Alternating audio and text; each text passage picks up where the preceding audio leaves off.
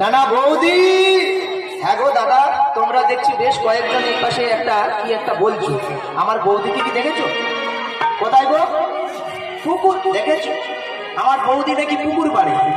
আমি বুঝতে পারছি না বৌদি ভর দুপুর বেলায় পুকুর পাড়ে করছেটাই। আমি যদি একবার ওরে আমি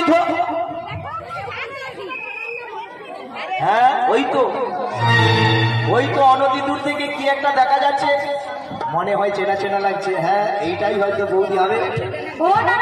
এই তো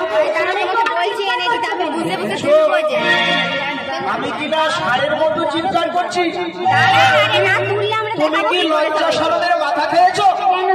আমি তোমায় কতক্ষণ থেকে চিৎকার করে ডাকছি বৌদি বৌদি বৌদি, কিন্তু তুমি এমন আরো আমার কথা শুনে সাড়া দিলে না। তোমার কথা আমি শুনতেই চাই। দেখেছো কাণ্ড, এই পাড়ার প্রত্যেকটা পশু পক্ষী শুনেছে।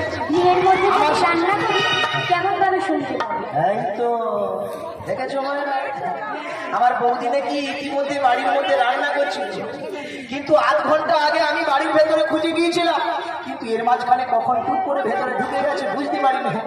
তবে বৌদি যাই পারে হবে না কেন, তোমার কেন আজ আজুন গুজুন গুলো বুড়ো বউ লাগছে বুঝতে পারছি। কেন কিরকম হয়েছে বলবো?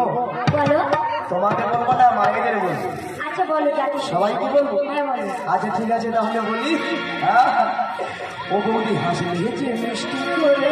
তাই নাকি? ওই আমায় দেখে হাসছে না কোন বাচ্চাকে দেখে হাসছে বুঝতে পারছি না। খুব সাবধান, যে বাচ্চার দিকে তাকাবে ওর আমি ঠ্যাং খরা করে দেবো। ওরে প্রেমে ছবি তুই চোখ ভরে